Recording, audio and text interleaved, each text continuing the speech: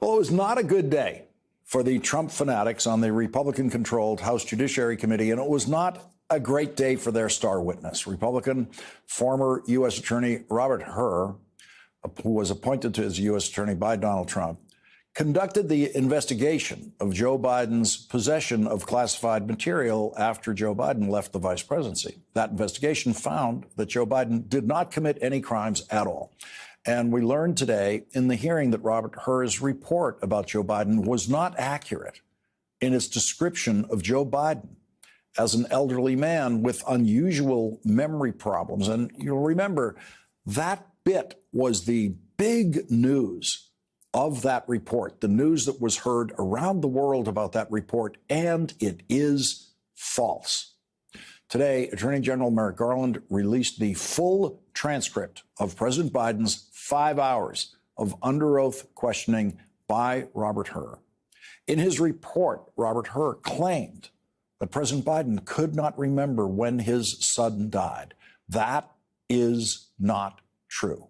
In the transcript, President Biden says, "What month did Beau die? Oh, my God, May 30th. And then someone else in the room with the president says 2015, and President Biden says it was 2015. And it's now easy to understand Joe Biden's anger about Robert Hur's false characterization of the president's memory of that tragic day. Congressman Eric Swalwell, who will join us in a moment, found something else in the transcript released today of Joe Biden's testimony about Joe Biden's memory that Robert Hur deliberately did not include in his report describing the president's memory. I now want to turn you to the transcript and day 1, page 47. You said to President Biden, you appear to have a photographic understanding and recall of the House. Did you say that to President Biden?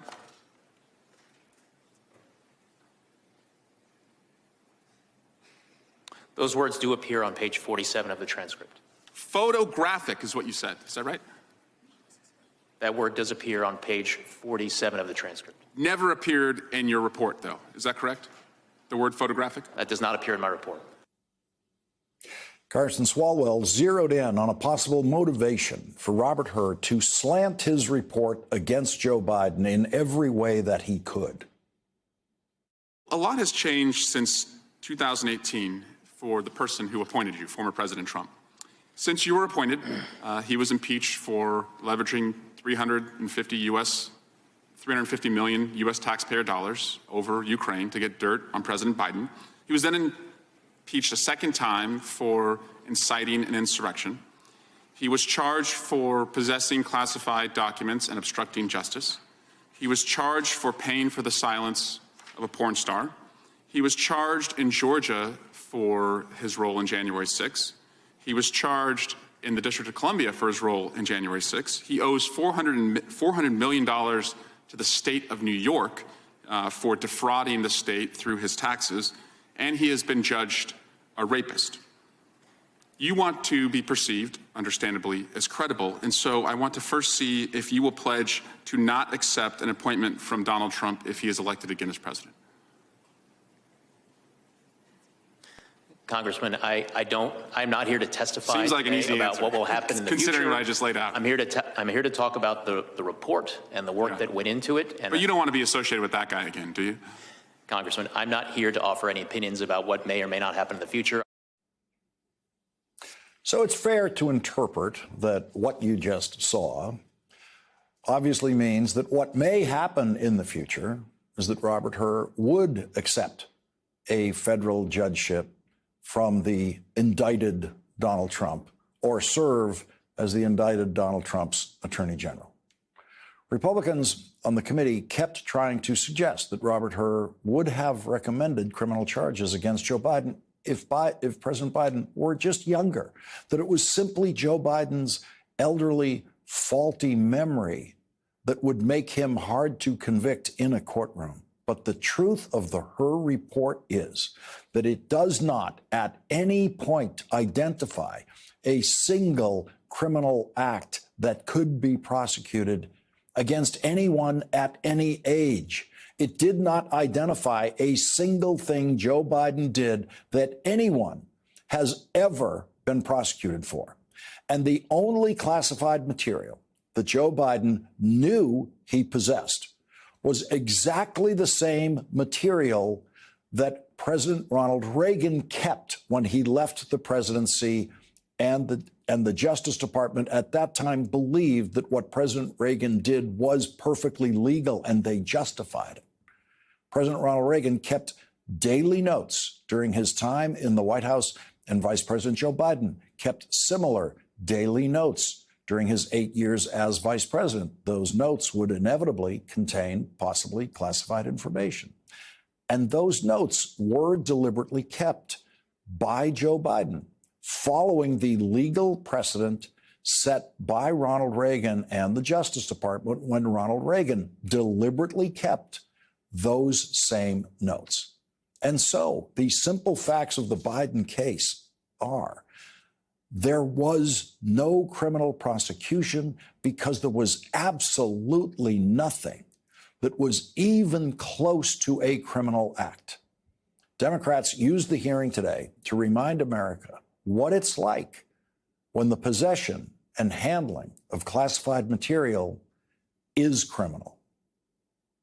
In your investigation, did you find that President Biden directed his lawyer to lie to the FBI? We identified no such evidence. Did you find that President Biden directed his lawyer to destroy classified documents? No.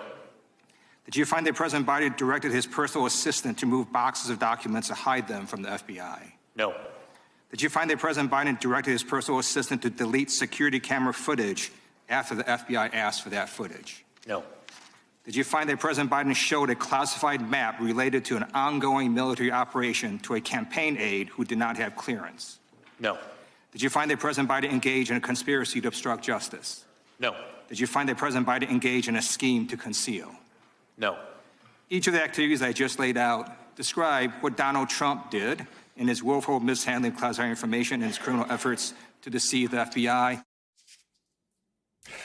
Congresswoman Madeleine Dean, who will join us in a moment, forced Robert Hur to make the case against Donald Trump by reading what Hur's report says about the Trump case. Unlike the evidence involving Mr. Biden, the allegations set forth in the indictment of Mr. Trump, if proven, would present serious aggravating facts. Keep going.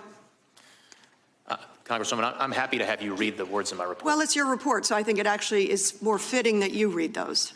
Most notably, after being given multiple chances to return classified documents and avoid prosecution, Mr. Trump allegedly did the opposite. Keep going. According to the indictment, he not only refused to return the documents for many months, but he also obstructed justice by enlisting others to destroy evidence and then to lie about it. And we have new information about Donald Trump's handling of government-owned documents and classified documents from the witness who Special Prosecutor Jack Smith's indictment identifies as Trump employee number 5. That employee, Brian Butler, said in a CNN interview that he helped Trump co-defendant Walt Nauta move some of the boxes from Florida to New Jersey. We got to the airport. I ended up loading all the luggage I had, and he had a bunch of boxes.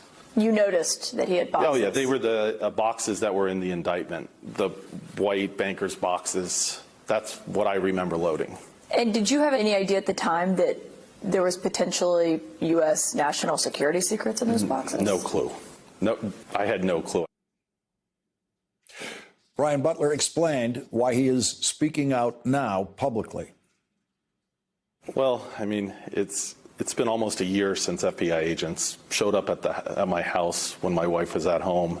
And, you know, over the course of the last year, emotionally, it's been a roller coaster. You know, a couple weeks ago, Judge Cannon says she's going to release the names of the witnesses. You know, you go from highs and lows in this. And instead of just waiting for it to just come out, I think it's better that I get to at least say what happened than it coming out in the news, people calling me like crazy. I'd rather just get it out there. And Brian Butler offered this account of Donald Trump sharing classified information with an Australian billionaire. I believe it was April of 2021. There was a member, Anthony Pratt, who he was coming, he flew in the night before. He's an Australian billionaire. He finishes his meeting with the former president, gets in the car, and his chief of staff says, "How did the meeting go?" Pratt, without saying, just says, "He told me," and it would be, U.S. military, classified information of what he told him about Russian submarines and U.S. submarines. And that's really all I remember hearing, and I went, what? I'm thinking this. I'm in the car, I'm like, did I just hear that? So it wasn't like, oh, the meeting went well, we talked about it. He went straight to the point. He told me that the U.S. subs and with the Russian subs and, something that would more than likely, in my mind, be classified. Makes you feel any better, I have already put evac on alert. He's ready to go if it comes to that. General, I can assure you. Hey, General, let me into the war room to see you, so I had to hack my way onto this frequency. This better be critical, Wheelie. Sir, come on, when is it not, please? Okay, couple of things. I'm running low on the dough. I was thinking about taking a couple of months sick leave, maybe starting today. And, oh yeah. I intercepted a transmission from Megatron. Then send it through. Yes, sir, right away, sir. And so I'll assume that we're going on the other stuff. This is your last warning, insects. Relinquish what remains of the Allspark. So who's the insect? You? What? Who's the insect? Protect you. They were defeated on our world, and we will defeat them here. This was just a diversion! Security, please bring up. This rabbit, she's already inside. Deeds! Give me an update on that reserve. What's readiness? What was his name? What was it? Evac, sir. Right, evac.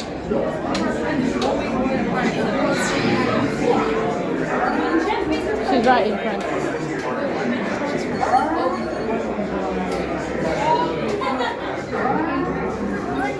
We are facing a heavy sustained attack. They appear to be after the Allspark. General! General! We need to evac immediately, General. Evac immediately. Hold on. National security evacuation. Stand down. Check it out. The failed their mission operations. The amateurs on a suicide mission.